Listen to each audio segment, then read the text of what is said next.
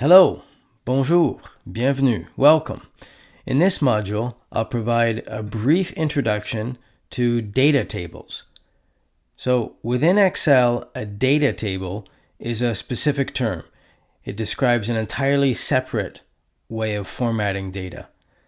It is distinct from a primitive range of data comprised of simple rows and columns. And once a range of data has been defined as a data table, an additional set of tools becomes available for the rapid visualization of the data in that table. So this module will focus on how to define a data table and then how to rapidly combine filters and sorting as a means of querying and visualizing the data. To illustrate these procedures, let's consider this range of fictitious enrollment data.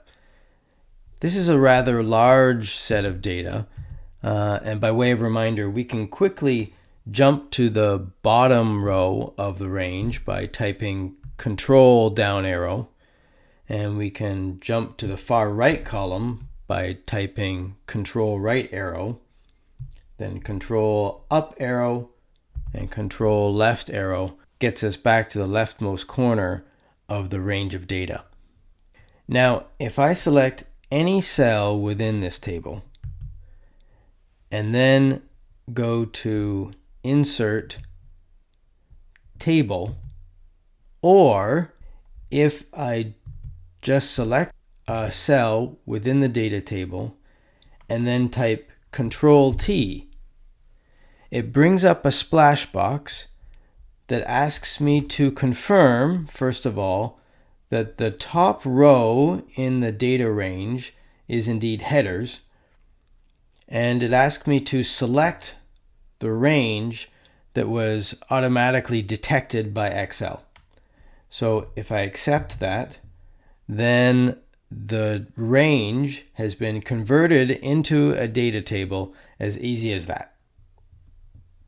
So what's the advantage of turning a range of data into a data table? Well, at the very least, we can easily sort and filter the data set. For example, if I click on the down arrow of the birth date column, column O, then we can sort the fictitious enrollment records by ascending birth date. And we can see that the oldest fake student is even older than most profs, and that is saying something. We can also quickly sort by another criterion by clicking the down arrow in the cumulative GPA column, for example, sorting from largest down to smallest. For example, this shows us that there are 5 records of students that have a perfect GPA of 10.0. So if I now jump to the left, Control left arrow, you'll note that in this view, I now see that there are 2 records that are in fact duplicates. They have the same fake ID number. So let me use this example to show you how easy it is to remove duplicate records without having to actually find them yourself. To do this, you use the Remove Duplicates button from under the Table Design menu. When I click on Remove Duplicates, it will ask me to choose which criteria I want to use in order to detect whether a record is a duplicate or not. In this case, I will unselect all of these criteria and reselect only the false ID criterion. The reason for this is because for these fake enrollment data, only the ID column is a unique identifier for a record. We can have many students in the same program or in the same language stream. They could even have the same name or birth date by coincidence, but no 2 students should have the same student number, so this is the correct criterion to use to detect duplicate records. Now that we've removed one duplicate record, we have 100 unique records remaining. As simple as that. So now you can see that one of the perfect GPA records has disappeared. It was the duplicate that was removed, and now we have 4 students with a perfect GPA. So let's highlight this remaining record. To do that, I return to cell A4, and I can select the entire row in the data table by holding down Control-Shift right arrow. The Shift lets me select as I jump. Then, back in the Home menu, I can change these cells to yellow. Now let's look at some filter functions. In column N, I can select on the down arrow of the header to bring up the sort and filter box. Looking at the filter options, I can see that there are 3 possibilities listed under sex: female, male, and undeclared. In this case, I will unselect all of those and reselect only M. Now you can see that the presentation of the data table has instantly changed.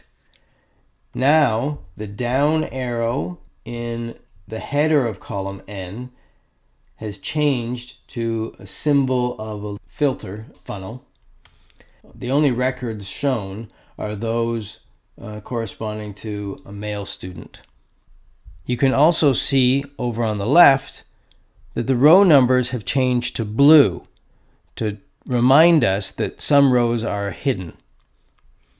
Also, please note that the records that are shown are still sorted according to descending cumulative GPA. We can see now that none of the records having a perfect GPA of 10.0 are still visible, including the record that we highlighted, and that's simply because none of those students are male. We can apply an additional filter. In column P, we can select the down arrow in the citizenship header, and we can see that in the currently filtered data set, only students who are either citizens or international students are shown.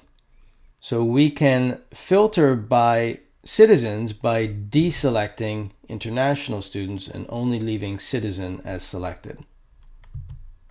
Again, note that the remaining records are still sorted according to descending cumulative GPA. Now we can now remove these 2 filters in either order by clicking on the filter button in the header row. For example, if we first clear the filter based on sex, we can see that most of the records reappear, including the one that we highlighted in yellow. So you see, a filter doesn't delete records. The yellow highlighted record is still there. A filter only hides records. So removing the remaining citizenship filter restores all of the records to our view, and we can see that this is the case because the row numbers on the left are no longer blue, but gray.